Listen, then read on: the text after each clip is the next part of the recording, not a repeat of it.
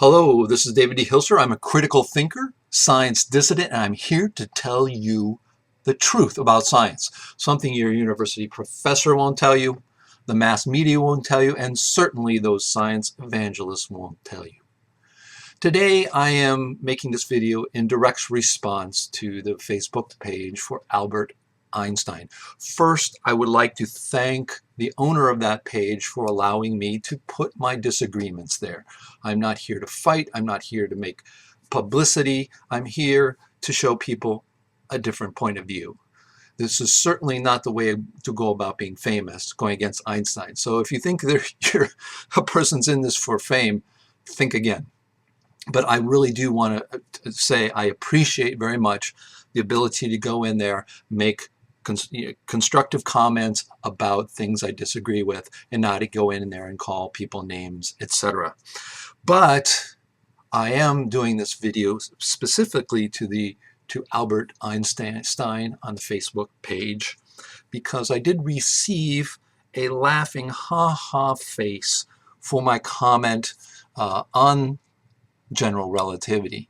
Now, if I look at my comments here, it says right here, you can see here, Albert Einstein reacted to your comment. How silly. It is wrong. Sorry, Albert, etc., etc. I was talking about, of course, general relativity, which many of us think is incorrect for many, many different reasons. So this is the response to that. Now let's take a look at what this means. When you have these emotion little guys that you put there for like or dislike or cry or happy or haha, laughing at something. Well, this laughing at something can mean many different things. It can mean, oh, haha, I'm Albert Einstein. I respect what you're saying, but me being Albert Einstein, of course, I'm not going to agree with you.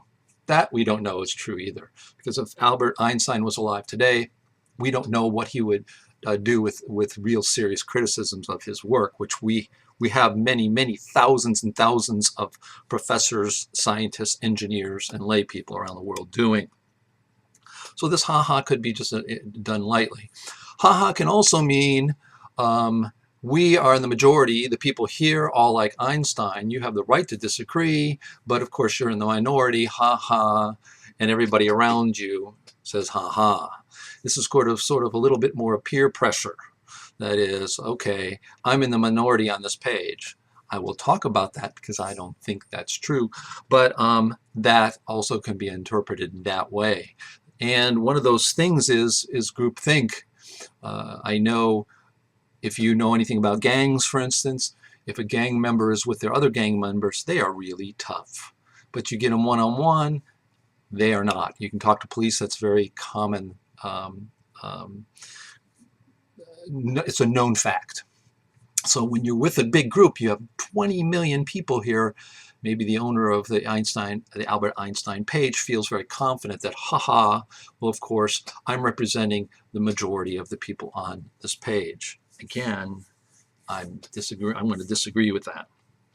So let's take a look at majorities and relativity and professions and Einstein. The vast majority of the human beings, many of them have heard of Einstein, but if you ask them about what Einstein is, they're not going to be able to tell you. There'll be some of the more educated people will say relativity, he's a scientist, but in surveys I saw during the miracle year 2005 when I started my documentary, it was quite amazing to see that people didn't even know he was a physicist. Most people sort of knew, if you heard of him, that he was a scientist, didn't even know he's a physicist. So it shows you that although we put him up on this huge pedestal, very little is known about him. When I was in my movie, if you watch Einstein Wrong, you will see in the movie that I mentioned in the advanced physics class in Long Beach Poly High School in Long Beach, California, where I filmed the classes there, they skip the 46 pages in their textbook on relativity. And I asked the teacher why. And this is advanced physics. A lot of these people were going to MIT and other places. And he says, not interesting. It's not relevant. It's not interesting. Students just don't like it. And I think it's because it's very magical, but it gives you no explanations for things. So if we look at physics. I had my mom in the movie call up I gave her 50 phone numbers for physics places all around the world. Well, sorry, all around the United States. There were some in Canada. And we found out that there was almost no one who was specifically a physicist professor who was specialized in relativity, except for maybe Kip Thorne at Caltech. There was nobody. So every time she called up, we'd find out, well, maybe he sort of dabbles in it, but there was nobody. We couldn't even find a specialist. We found people who taught it, but there's no specialist. So again, if relativity is so incredible, why do we have nobody in physics and in universities even specializing in it? Also in the year in 2005, I looked at the 2000 census, and it turned out there was around 30-some thousand people who on their resume put that they were physicists. Now, a lot of these aren't in colleges, a lot of them are. But again, the percentage of those, even those 36,000, think about it, that's the whole population of the United States. Very small percentages. How many of those are theoretical physicists? Really small. And how many of those people are really, really smaller, even still? So where are we getting this idea that the majority of people and the majority of these 20 million people on this webpage are all Einstein believers in the relativity?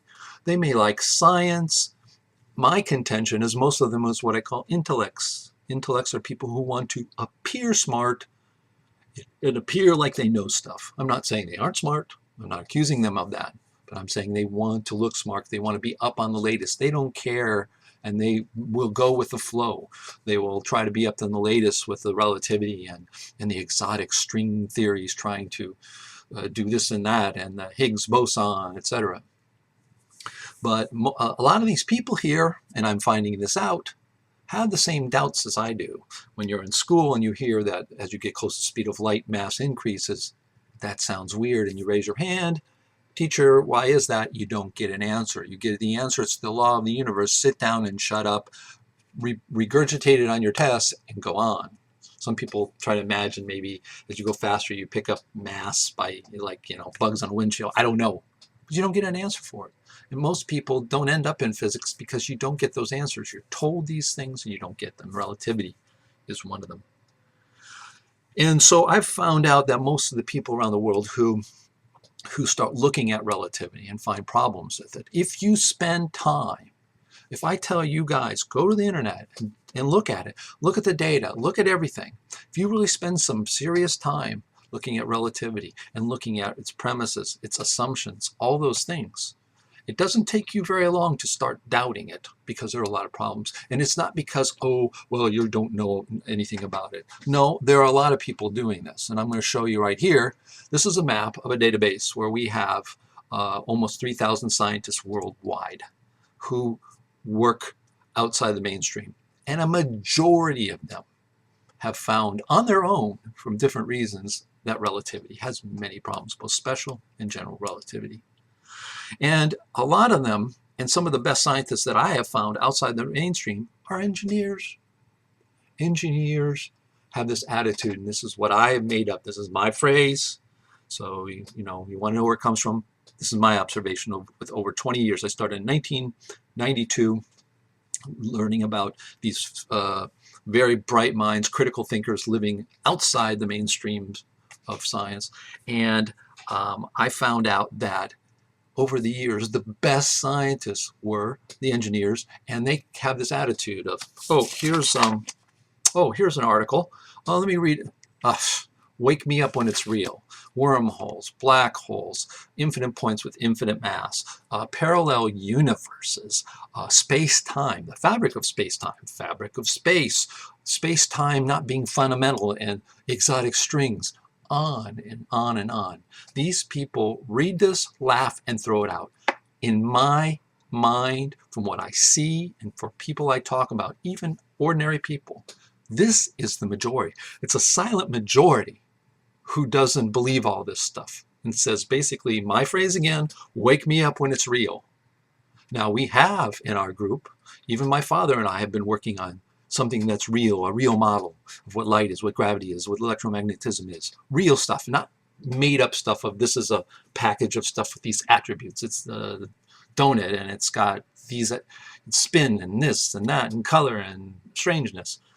We have people working outside for many, many years working on this. I myself am working on this because it's very interesting. But my answer to this smiley face by the owner of Einstein's Facebook page is, I disagree with the ha-ha being and representing a majority of the people. It may be a majority of the people on this page because those people, what I call intellects, and I don't use that in a very positive way, people who want to be and appear smart.